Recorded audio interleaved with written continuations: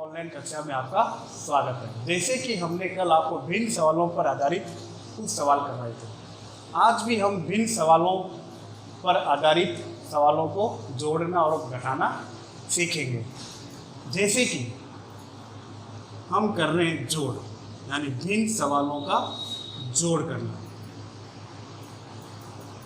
मान लीजिए हमने सवाल लिखा 1/2 प्लस 1/3 प्लस 1/4। तो आपको क्या करना है, ये जो भिन्न संख्याएं हैं 1/2, 1/3, 1/4, इनकी क्या करनी है, जोड़ करनी है। तो इनका जोड़ करने से पहले आपको एक चीज़ का ध्यान रखना है कि इसमें जो हर संख्याएं दे रखी है आपको 2, 3, 4, इन संख्याओं को आपका पहले लघुत्तम निकालना पड़ेगा, यानी ल से निकालेंगे। क्या निकालेंगे? ल से। तो जैसे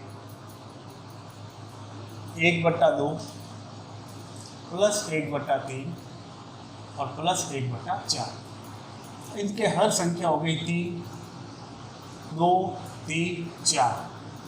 अब इनका हमें आपको क्या निकालना है, लघुत्तम।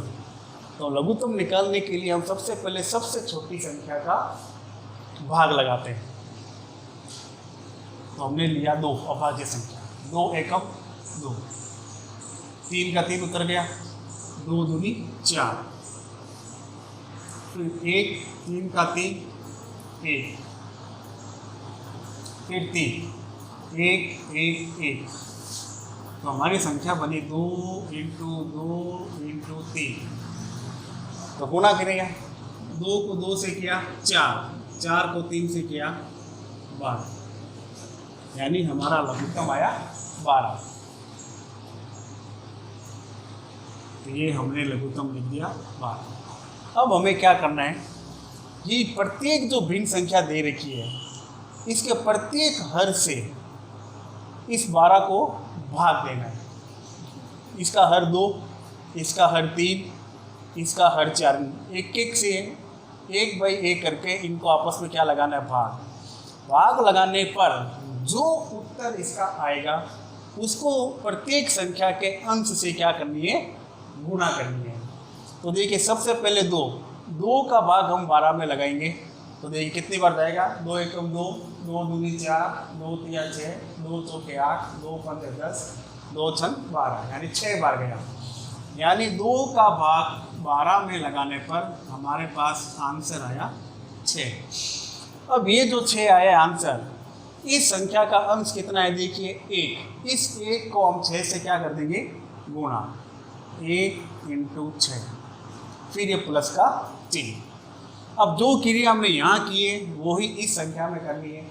इसका हर कितना है, 3, 3 का भाग 12 में, 3 एकम 3, 3 दूनी 6, 3 तिया 9, 3 चौके 12। तो कितनी बार आया, 4 बार। अब इस 4 को, इसका जो अंश है 1, उससे गुणा करेंगे तो 1 × 4, 1 × 4 प्लस, अब तीसरी जो संख्या बच गई 1/4, इसका हर है 4, 4 का भाग 12 में, तो 4 एकम 4, 4 दूनी 8, 4 तिये 12, कितनी बार गया, 3 बार गया। इसका अंश भी कितना है, 1। अब इस 1 को इस 3 से क्या कर देंगे, गुणा, 1 × 3। अब देखो गुणा करनी है, 1 को 6 से किया 6, प्लस 1 को 4 से किया 4, प्लस 1 को 3 से किया 3/12। अब 6, 4, 3। अब 6 के अंदर कितना जोड़ना है, 4, 7, 8, 9, 10। अब 10 में कितना जोड़ना है आपको, 3, 11, 12, 13। तो आंसर है आपका 13/12। अब ये 13 क्या है, अभाज्य संख्या के भाड़े में किसी में नहीं आता, ना ही 12 का भाग 13 में लगता है, ना ही 13 और 12 किसी भाड़े में आते हैं। तो यही आपका क्या रह जाएगा, आंसर हो जाएगा। और ये हो गया आपका आंसर। यानी इसी प्रकार से आप दी गई भिन्न संख्याओं को जोड़ को आसानी से कर सकते हैं। अब हम इसी प्रकार का एक प्रश्न और हल करते हैं। मान लीजिए मैंने संख्या लिखी 2/5, 3/7, प्लस 1/2। सवाल सेम टू सेम इसी प्रकार से है। तो तरीका वही है, सबसे पहले इन हर संख्याओं का आपको क्या लेना है, लघुत्तम। तो देखिए 5, 7, 2 लघुत्तम दिया। अब ये तीनों के तीनों संख्याएं अभाज्य किसी भी पाढ़े में नहीं आती, केवल खुद के पाढ़े में ही आती है। तो सबसे पहले 2 का भाग लगाया, तो 5 अपने स्थान पे, 7 भी अपने स्थान पे, और 2 एकम 2। फिर 5 का, 5 एकम 5, 7 अपने स्थान पे और 1। अब 7, 1, 1, 1। अब संख्या रह गई 2 × 5 × 7। तो 5 को 2 से किया 5 दूनी 10, और 10 को 7 से किया 10 7 70। तो आपका जो लघुत्तम आया वो आया 70। तो सवाल था आपका 2/5, 3/7 और 1/2, और इनका लघुत्तम निकला 70। अब तरीका वही है, प्रत्येक हर से ल से के अंदर भाग लगाना है, और जो आंसर आए उसको 2 से क्या करनी है, यानी प्रत्येक संख्याओं के अंश से क्या करनी है, गुणा करनी है। तो पहले देखिए 5 का भाग 70 में लगा के दिखा देते हैं यहाँ पे।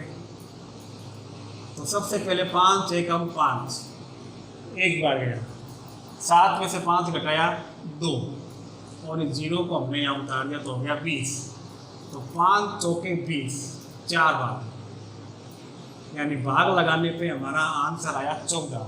अब ये 14 को क्या करना है, ये जो अंश दे रखा 2, इससे गुणा करनी है। तो हमने लिख दिया 2 × 14। फिर प्लस का चिन्ह। अब 7 का भाग लगाना है 70 के अंदर, 7 का भाग 70 में, तो 7 एकम 7, एक बार, 7 से 7 गया 0, ये पास वाले के 0 को हमने नीचे उतारा। तो 0 के अंदर किसी भी संख्या का भाग लगाते हैं तो वापस 0 ही आएगा। तो हमारे पास आया 10। अब इस 10 को हम 3 से क्या कर देंगे, गुणा। तो 3 × 10 प्लस, अब अंतिम अंक रह गया हमारा 2। 2 का भाग आपको लगाना है 70 में। तो सबसे पहले 7 से छोटा अंक होता है 2 के पाढ़े में 6।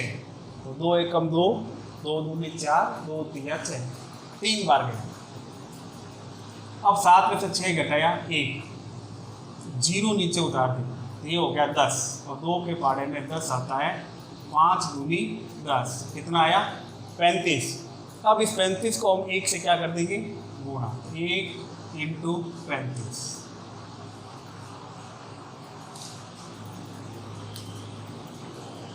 अब गुणा करनी है, यानी 2 को 14 से गुणा, तो 4 दूनी 8, 2 एकम 2, पहले आ गया 28, प्लस 3 को 10 एकम 10, 10 दूनी 20, 10 तिया 30, प्लस 35 को 1 से करोगे तो 35/70। अब संख्या रह गई आपकी 28, 30 और 35, इनको क्या करना है, जोड़ना है।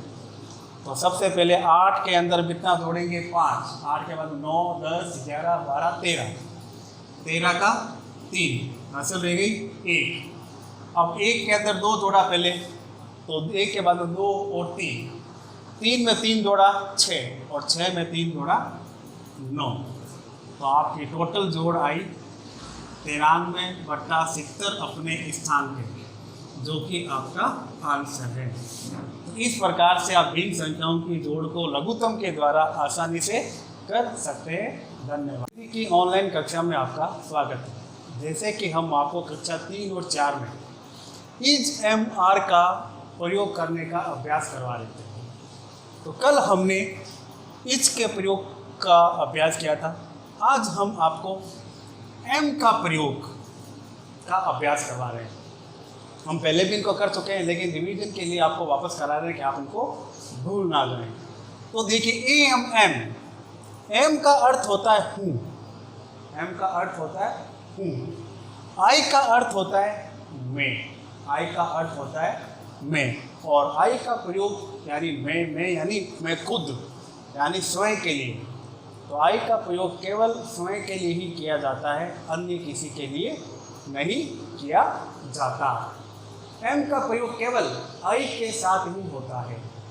एम का प्रयोग मात्र केवल आई के साथ ही होता है और किसी के साथ में नहीं होता है। तो आपको जो 3 बातें याद रखनी है वो क्या है कि एम का अर्थ होता है हूँ, एम का अर्थ होता है हूँ, एम का अर्थ होता है हूँ। दूसरा आई का अर्थ होता है मैं, आई का अर्थ होता है मैं यानी खुद, यानी मैं स्वयं, यानी जो भी बात करूँगा मैं अपने स्वयं के लिए करूँगा, अन्य किसी के लिए नहीं करूँगा। और एम का प्रयोग केवल आई के साथ ही होता है, एम का प्रयोग केवल आई के साथ ही होता है, अन्य किसी के साथ नहीं होता है। जैसे मैं खुद के बारे में बात करूँ तो क्या बोलूँगा मैं, I am Ram, I am Mohan, I am a teacher, I am a student. तो जैसे मैंने लिखा यहाँ पे आई एम मोहन, मैं मोहन हूँ। आई एम ए डॉक्टर, मैं एक डॉक्टर हूँ। या मैं लिखूँ कि आई एम ए स्टूडेंट, यानी मैं भी एक विद्यार्थी हूँ। आई एम ए स्टूडेंट, मैं एक विद्यार्थी हूँ। तो आप स्वयं भी इन एम की सहायता से अपने खुद के द्वारा बोले गए वाक्यों का भी अंग्रेजी में आसानी से अनुवाद कर सकते हैं। जैसे कि अब एक चार्ट बना हुआ है यहाँ पे, यहाँ लिखा हुआ है आई, और आई का अर्थ क्या होता है, मैं। आई का अर्थ क्या होता है, मैं। एम का अर्थ क्या होता है, हूँ। क्या होता है, हूँ, यानी मैं हूँ, क्या हूँ। अब क्या हो आप, वो आपको देखना है। जैसे कि आई एम लकी, अब लकी किसी का नाम भी हो सकता है, और वैसे लकी का अर्थ क्या होता है, भाग्यशाली भी हो सकता है, या किस्मत वाला इसको अपन बोलते हैं। तो जैसे पहला सेंटेंस में लिखा आई एम, अब मैंने लकी को जोड़ दिया, LUCKY, तो आई एम लकी, मैं लकी हूँ। फिर आई में एम हूँ क्या, तो आई एम, अब इस एम के साथ मैंने जोड़ दिया ए प्लेयर, क्या जोड़ दिया, ए प्लेयर। तो आपका सेंटेंस बना आई एम ए प्लेयर। अब प्लेयर का अर्थ क्या होता है, खिलाड़ी। प्लेयर मीन्स क्या होता है, खिलाड़ी। तो आई एम ए प्लेयर, मैं खिलाड़ी हूँ। फिर तीसरा वाक्य हमारा आई एम, अब आई एम के साथ मैंने जोड़ दिया ए गर्ल, तो ए गर्ल। तो हमारा सेंटेंस बना पूरा आई एम ए गर्ल, यानी मैं लड़की हूँ।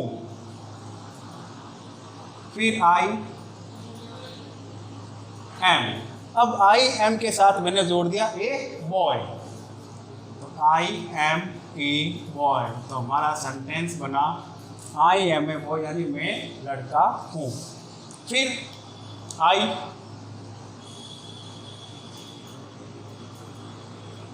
एम, अब आई एम के साथ मैंने जोड़ दिया टीचर, तो ए टीचर। तो आपका वाक्य जो पूर्ण बना वो बना आई एम ए टीचर, यानी मैं एक अध्यापक हूँ। फिर अगला वाक्य बनाए, तो आई एम, अब आई एम के साथ मैंने जोड़ दिया a beautiful, A BEAUTIFUL, beautiful, यानी मैं एक सुंदर हूँ, मैं एक सुंदर हूँ। फिर आई एम, अब हमारे पास अंतिम रहेगा वो है happy, HAPPY, happy. I am happy, यानी मैं खुश हूँ। तो आपको यही ध्यान रखना है कि आई का अर्थ मैं होता है, एम का अर्थ हूँ होता है, और आई के साथ में ही केवल एम का प्रयोग किया जाता है, अन्य किसी का नहीं किया जाता। और आई यानी स्वयं, जो भी बात हो रही है वो आप अपने खुद के बारे में बता रहे हो, अन्य किसी के बारे में नहीं बता रहे हो। तो आप खुद अपने वाक्य बोलिए और उनको इंग्लिश के अंदर बदलने का अभ्यास कीजिए। धन्यवाद।